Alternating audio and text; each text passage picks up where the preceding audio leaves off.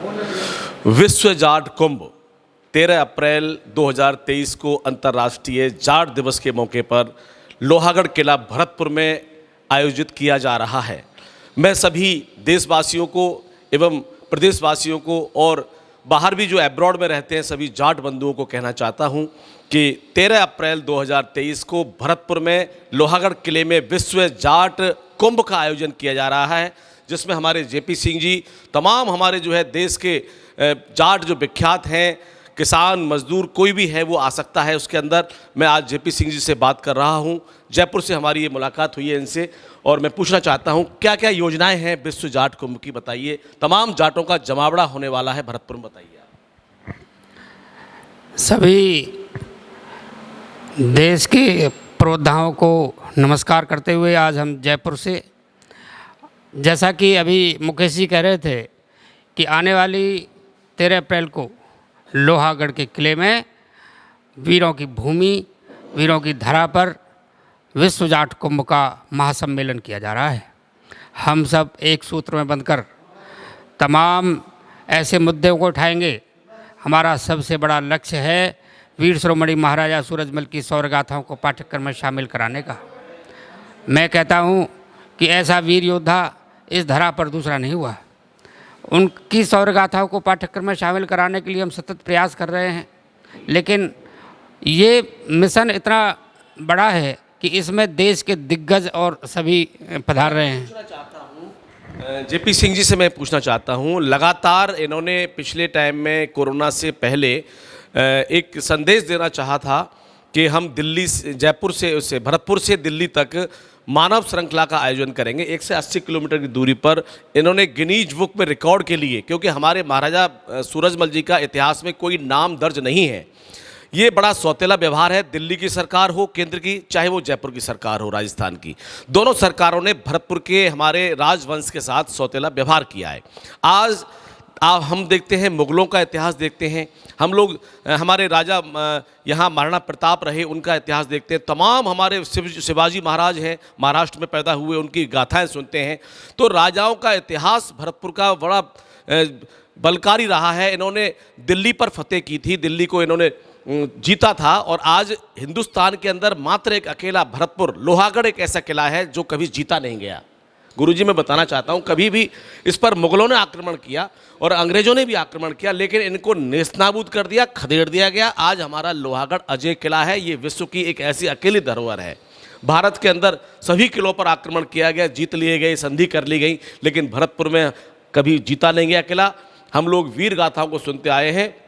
हमारे महाराजा सूरजमल जी का आज तक पाठ्यक्रम में ये इनका इतिहास शामिल नहीं किया गया। वीर गोखला जी हैं हमारे, इसके अलावा सर छोटू राम जी हैं, तमाम हमारे जो है, आप देखो खिलाड़ियों के रूप में देख लीजिए, जाट लगातार देश का नाम कर रहे हैं। आप राजनेता में, और राजस्थान की कहना चाहता हूँ गुरुजी मैं, राजस्थान की सरकार तो जाटों के बिना बन भी नहीं सकती है। जाटों का बड़ा अहम योगदान रहता है। असल में जाट जो है किसान जाति है। किसान जाति है कि नहीं बताओ, सबका काम करती है। जाट की यारी बड़ी दिलदारी होती है, और जाट एक ऐसी कौम है जो सबके साथ काम करने के लिए तैयार रहता है, और जाट के अंदर सब समाहित हो जाते हैं। जाट के अंदर सब समाहित हो जाते हैं। जाट परोपकार की भावना से जीता है, दूसरे के दुख दर्द में काम देता है। मैं यही चाहता हूं कि जो विश्व जाट कुंभ का आगाज हुआ है भरतपुर के अंदर, एक ऐसा आगाज कि पूरी दुनिया के जितने भी जाट हैं वो एक ही जाजम पर बैठेंगे, वो भरतपुर में, जिसमें उपराष्ट्रपति हमारे महामहिम जगदीप धनखड़ साहब पधार रहे हैं। हमारे जाटों की हस्ती इधर डिप्टी सीएम दुष्यंत चौटाला जी पधार रहे हैं हरियाणा से। हमारे पूर्व मुख्यमंत्री दिल्ली के साहब सिंह वर्मा, उनके बेटे प्रवेश वर्मा उसमें जो है शिरकत करेंगे। हमारे चौधरी चरण सिंह जी देश के प्रधानमंत्री रहे, किसान नेता रहे, और बड़े ही साधारण व्यक्तित्व के रहे, और उन्होंने किसानों के लिए अपना जीवन बलिदान कर दिया। उनके जो है पौत्र जयंत चौधरी जी उसमें आ रहे हैं। किसान नेता राकेश टिकैत भी उसमें पधारेंगे, जो बाबा महेंद्र सिंह टिकैत की एक जो है धरोहर को आगे बढ़ा रहे हैं। इसके अलावा हमारे इधर उत्तर प्रदेश के अंदर चौधरी बाबूलाल जी हैं, और तमाम नेता हमारे हजारों की संख्या में देश विदेश से भी लोग आएंगे। हम बम्बई जाकर के धर्मेंद्र जी से ही मुलाकात करेंगे। इतने जाटों का संगम भरतपुर में होगा। आखिर में इसकी योजना क्या होगी, उसको आप विस्तृत तरीके से बताइए। अभी इतिहास की बात कर रहे थे हम। 1947 में जब देश की 565 रियासतों का एकीकरण हुआ, तो मैं आपको बता दूं कि जब भरतपुर रियासत का नंबर आया तो सरदार वल्लभ भाई पटेल जो उस वक्त के उप प्रधानमंत्री थे और गृह मंत्री भी थे, तो उन्होंने कहा था इस किले का ध्वज नहीं उतारा जाएगा, ये किला अजय रहा है, न तो कभी अंग्रेज़ों के न कभी मुग़लों के अधीन नहीं रहा है।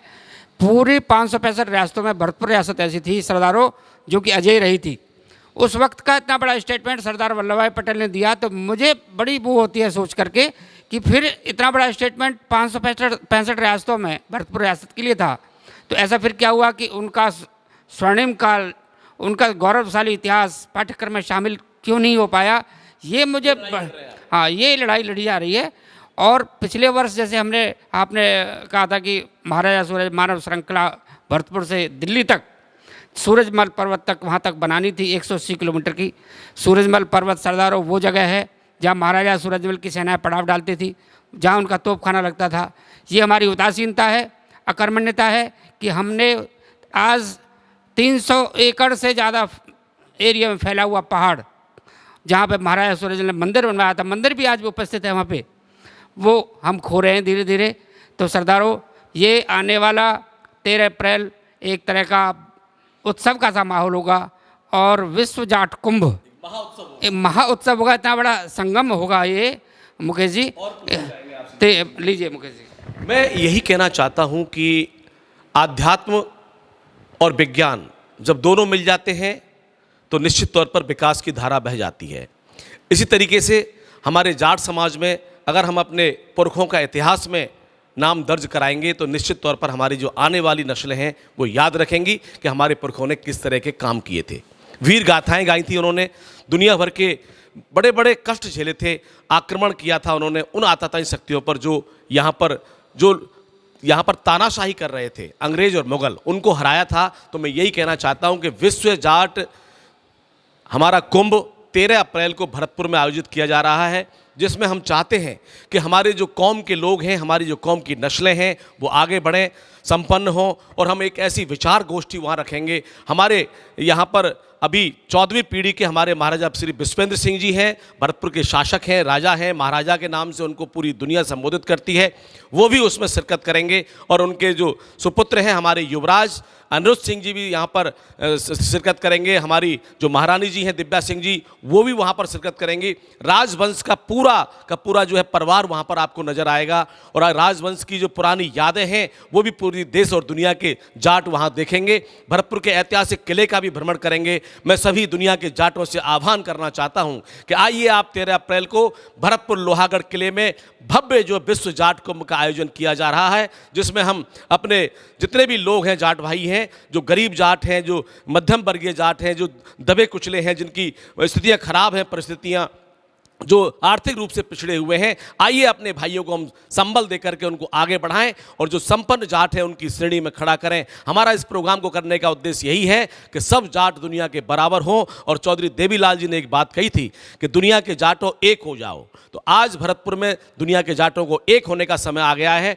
और फिर चौधरी चरण सिंह जी ने भी एक बात कही थी कि इस देश के विकास का रास्ता खेत और खलियानों से होकर गुजरता है। हम और जेपी सिंह जी इस सैनिक की तरह, एक सेवक की तरह आपके लिए हमेशा तत्पर रहेंगे। और 13 अप्रैल को आप भरतपुर में 2023 को आप पधारिए। आपका स्वागत है भरतपुर की इस वीर भूमि पर। बहुत बहुत धन्यवाद। मैं आपके साथ मुकेश फौजदार, राजघराना और जेपी सिंह जी के साथ आज जयपुर से। स्वागत है आप सभी का।